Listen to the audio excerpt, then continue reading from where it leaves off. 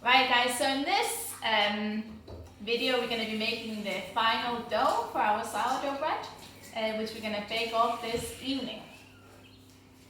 So what you should have in front of you is the pre-ferment that we made this morning. So this is 40 grams of your sourdough starter, 100 grams of water, and 100 grams of, in my case, strong white flour. It could also be wholemeal or rye flour. 220 grams of water. Up here I got 10 grams of yeast and 1 gram of dried yeast and 380 grams of strong flour. So everyone should have that. One more time. Masha says one more time. In here, pre-ferment that we made this morning, 40 grams of sourdough starter, 100 flour, 100 water. We left that since 8:30 this morning. 5 hours. It's been 5 hours. Here we got our water, 220 grams, 380 grams of strong flour. You can also use white spelt if you want to use that instead. 10 grams of fine salt and 1 gram of yeast. So just give me a thumbs up if you all have the ingredients ready in front of you. Thumbs down if it's not quite there yet. And this is the yeast.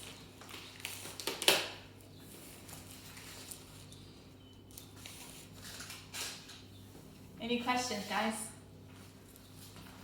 And if you have a dough scraper now, it's a good time to dust it off and get it out. Otherwise, maybe grab a spatula.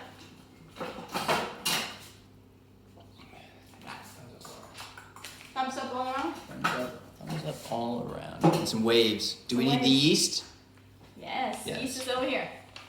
Can you see the things in front of me? How much flour? 380.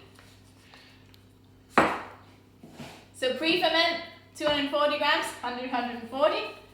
220 water, 380 flour, 10 salt, and 1 gram of dry yeast. If you're using fresh yeast, it's 2 grams. So 1 dry grams of yeast or 2 grams of fresh yeast. Yeah. So everyone should have everything in front of them. Right, so I should probably start by saying normally when you do sourdough breads you don't add any commercial yeast into it. It's all done by using your pre-ferment.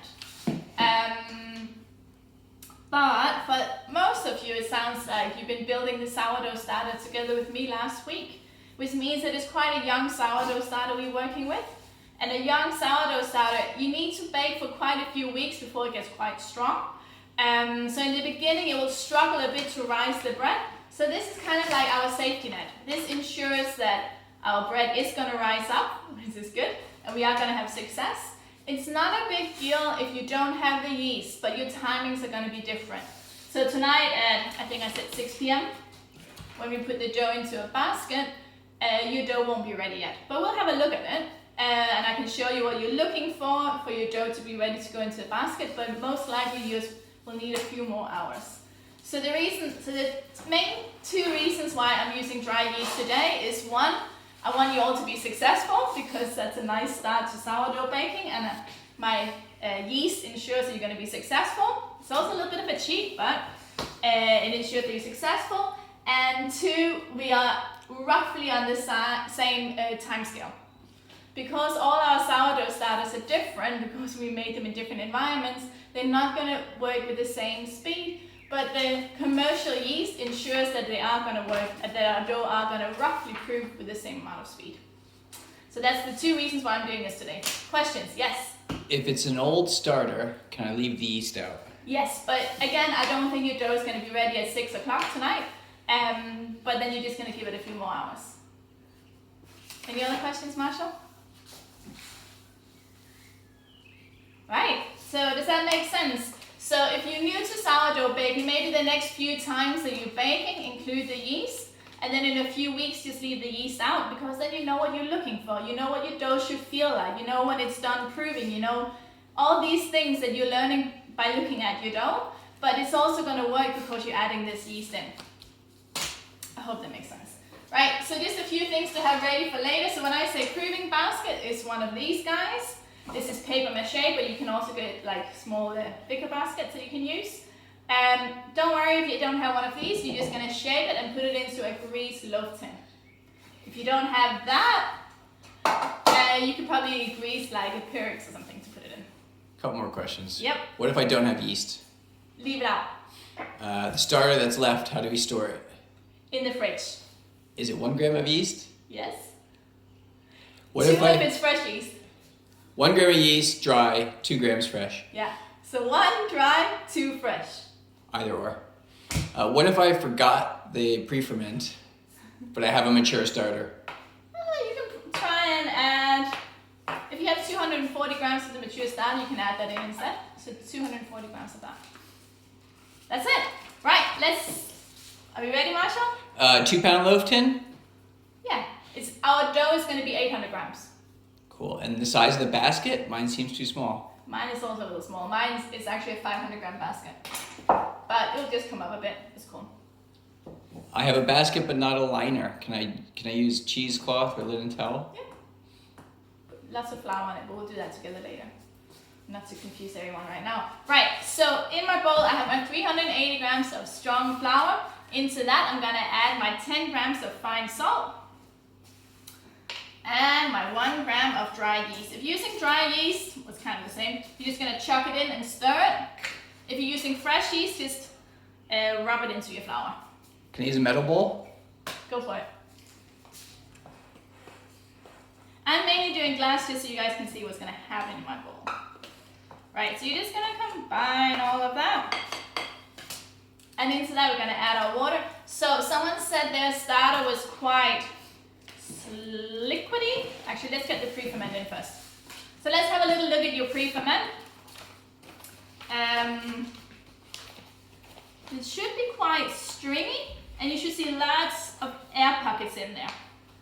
And it should smell nice. At least mine smells quite nice. That whole thing, you're just gonna scoop that into your dry ingredients.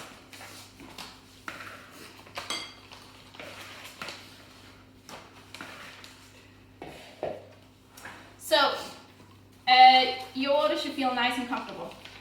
Maybe if you're a bit unsure about the consistency of your pre-ferment, and if you're using spelt flour or other types of flour, maybe don't add all of your water in one go. So maybe add like 90% of your water and then we can adjust. Because we want the consistency of your dough to be right. Just right. Thanks, Marshall. And then we're just gonna combine everything in your bowls.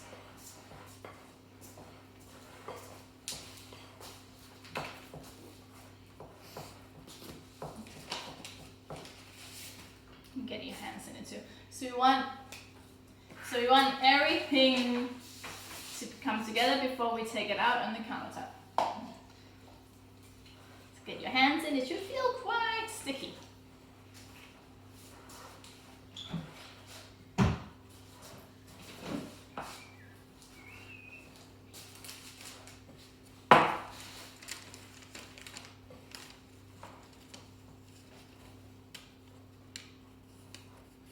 So, just a comment. Yeah. Oh, warm water? Yeah. Question? Yep. Thanks for thinking of spelt. And then I'm 1 step behind US time. Okay. But so far, so good. Good. Oh, who's that? Epagemful. EPAGEMFL. Okay. Good. Well, so I just discovered Instagram TV yesterday. So I've been trying to put the videos up there. I hope it's going to work out for everyone. But we're still going to put them on YouTube this evening. Have you added water yet? Yeah. Everything is in here. Flour, salt, yeast, water, and pre-ferment. And your dough should look like this. So once it all comes together, just get it down. Please note that there's nothing on my countertop. There's no oil, there's no flour, there's just dough right now. It was Elizabeth Page, E-Page. Nice. E-Page. And then Magana, put room temperature water. Yep. Good. How much water total? So it's 220 grams of water. And Have Kitchen Will Cook said Instagram TV worked. Oh, yay! It's NCT. Right, so make sure you get everything in here. So once you have your dough in front of you, just try and de-dough yourself a bit.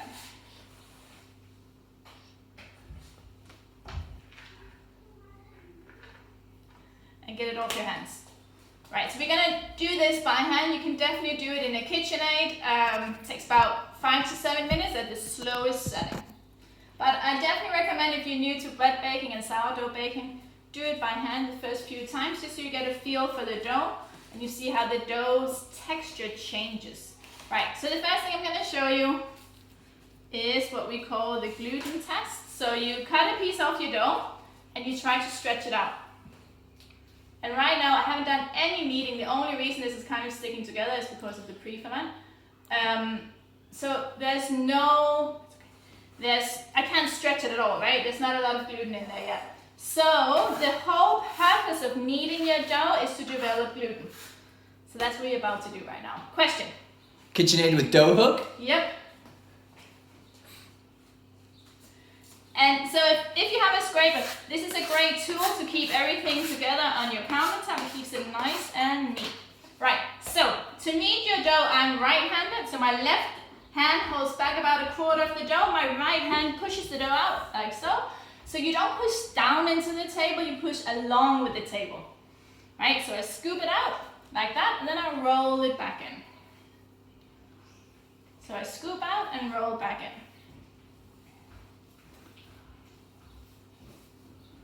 And now, if you're finding, oh my goodness, this is so sticky, I just have dough everywhere, just take a breather, scrape it off your hands, and whatever is stuck on your kitchen countertop, just scrape that together. Just bring it all in. And I know that it's really tempting to add more flour now, but baking is all about precision. So if you start throwing flour down now at your dough, you're gonna change the balance of your dough and you're gonna end up with quite a dry dough and therefore a heavy bread. So you're just gonna stick to this. And I promise it is gonna change. You might be able to burn a few of those calories that we've been having through all our cake baking. So just go for it. Embrace the stickiness here.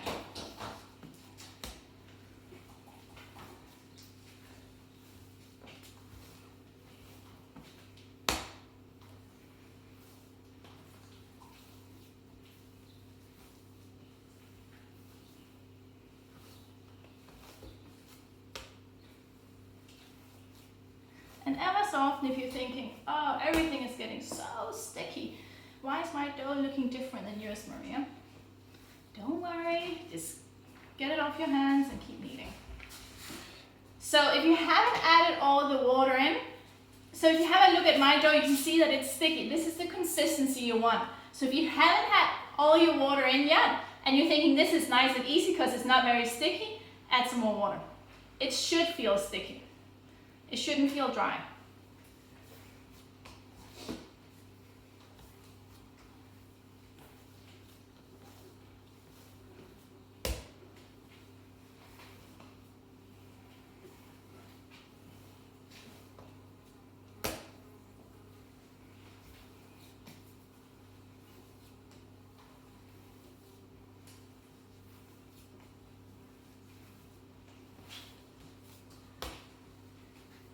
You're just gonna keep kneading. You put some music on and just enjoy it a bit of mindfulness.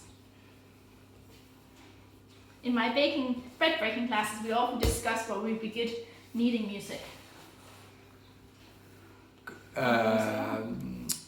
Question. Yes?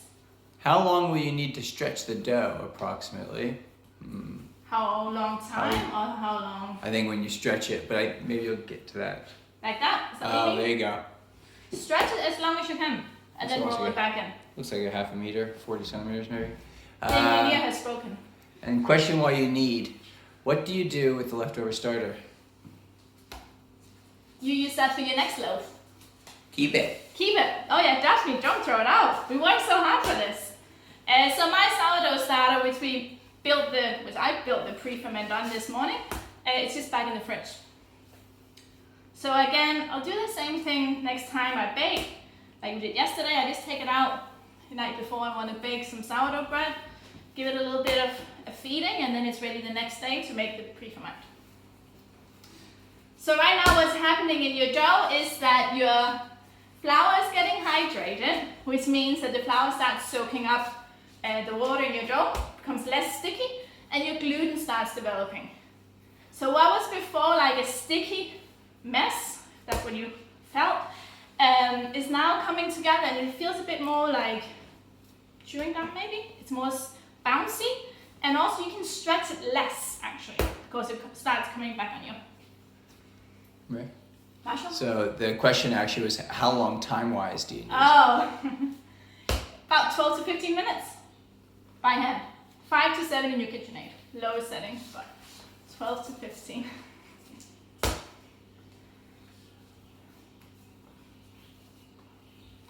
So you can definitely over-knead your dough in a KitchenAid or whatever machine you have at home. It's very hard to over-knead it by hand, because you'll probably be like on the floor crying before that happens. But you can, yeah, so you don't really run the risk of over-kneading by hand. It's more a risk of under-kneading it by hand, because you might get tired of it. But since we're all doing it together now, it's fine.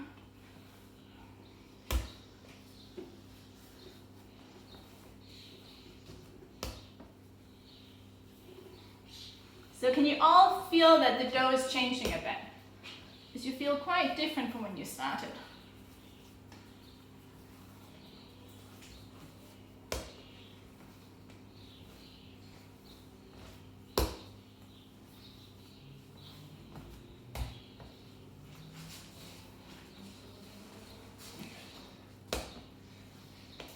You got 23. Still kneading? Still kneading. Still kneading. Knead away. You can always just take a little break, take the dough off your hands, just scoop it all together. Have a little drink. It is Sunday, but you can also just have water. You're going to find the more dough you have on your hands, the stickier your main dough becomes, because it sticks to the dough in your hands. So just make sure that you get the dough off once in a while.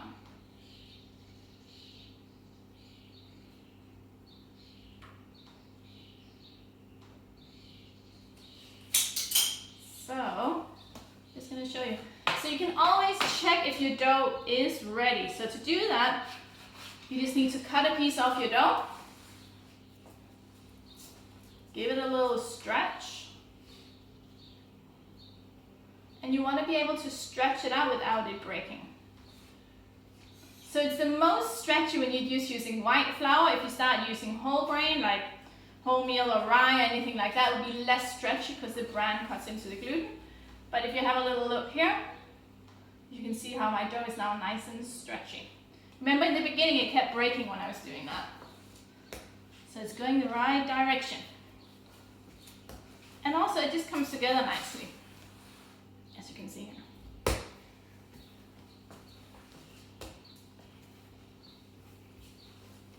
And also you can see how I can't stretch it as far as I did in the beginning because of the gluten that has been developed, so it's just a smaller stretch now.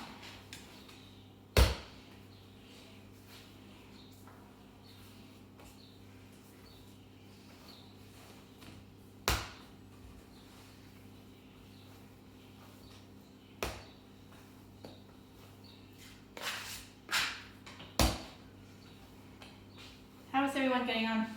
How do your doughs feel? Are they nice and smooth? Can you do a close-up of the dough? Yes, I can. Marshall, Yes, we can. Do you want to do a bit of kneading as well? okay.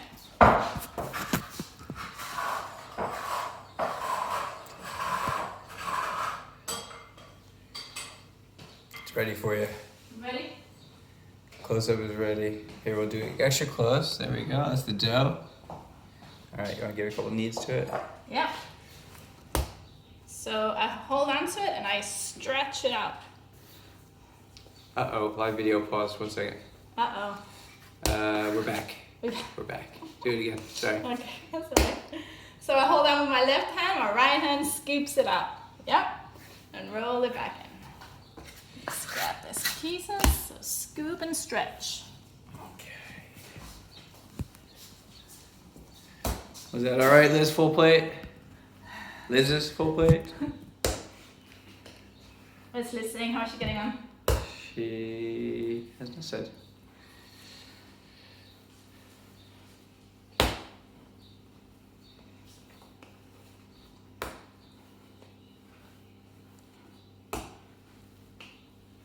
Is my mom there? I haven't seen her. She can't commit. No. No. She was here this morning and then she's off. Right, guys, so your dough should feel nice. It will still be like sticky to touch, but it's not going to be anything compared to the beginning. If you're in doubt, just knead it for a few more minutes. You don't have to stop now. I'm just going to show you how to shape it. I'm going to pop it away. So I'm going to grab my dough. This is my slightly smoother side. It's going to go down in front of me. Flatten it out. And then I'm going to grab all the sides into the middle, like a small parcel, like so, like that. Gonna flip it over, and either you can use a scraper to tighten it up, or you can use your hands. So with your hands, you're just gonna cup your dough. Actually, do you want to zoom in? Yeah, let's do it. Okay. Sue just wants to let you know. Oh, Lona's here. So Sue in 2020 says, thank you for the kneading technique. I started, but then scared I'll get behind. I've stuck it in the KitchenAid. That's all right. Just don't worry, Sue. It's all good. It's Sunday. So this is good thing it's only my family eating this. So this is what I'm doing. I'm just tightening up the dough. So do you see how nice and round that is?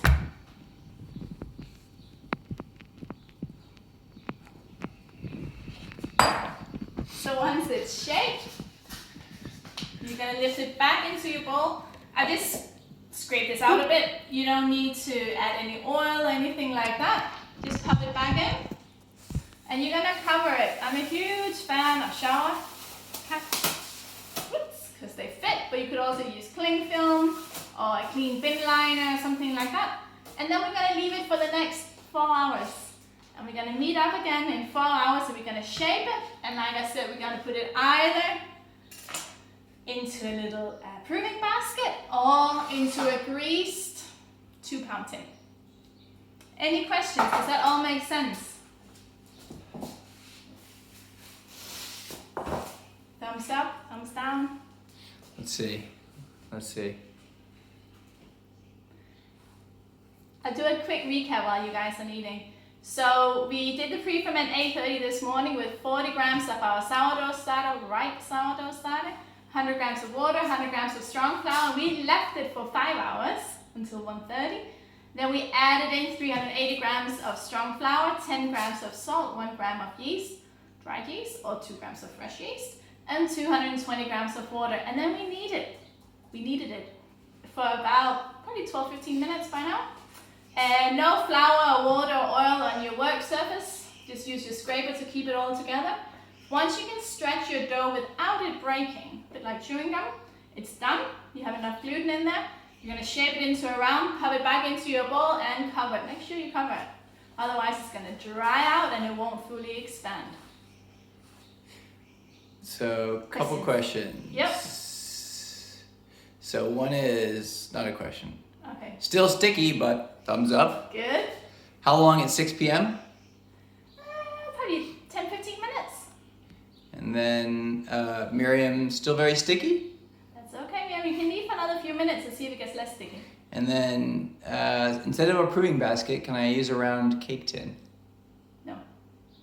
So when you're proving your proving baskets, it's paper mache, or any proving basket will be like material that can absorb moisture, because the moisture from your dough needs to go somewhere, and that goes into your proving basket, so it will pop out. Your tin or a cake tin or whatever you decide to bake in, it won't pop out of that because the moisture has nowhere to go, so it traps. It gets trapped between the dough and your tin, so it like works a bit like glue, so you won't just be able to get it out. So either you need to make a decision of either you already have a proving basket and you're going to use that, or you're just going to prove it the second time into a tin. I hope that makes sense. So a sourdough has two proofs. It has what's happening right now, which is your bulk fermentation, which is going to last for 4 hours. And then once we shape it and put it into a basket or a tin, that's our proving. So that's our second proof, which will be slightly shorter. So 4 hours for proving now, and then I think it's 2 hours in the basket or tin. So no basket now. No basket, just in your bowl, whatever bowl you had your ingredients pre-scaled in. And covered. Don't use a tea towel, because it's really annoying when the dough gets stuck in the tea towel. Cling film, bin liner, or a shower cap. Can I use a Pyrex dish? Is this Lisa? XOXO No, desserts. that's fine. It depends on how big it is. You can use anything as long as it takes 2 pounds. So 800 grams of dough. Is that good? I think so. Yeah? Otherwise, you can put the questions in the comments and I'll try and have a look at them before 6 o'clock. Otherwise, I'll see you tonight in 4 hours, right back here with your dough. Leave your dough at room temperature, and I'll see you at 6 p.m.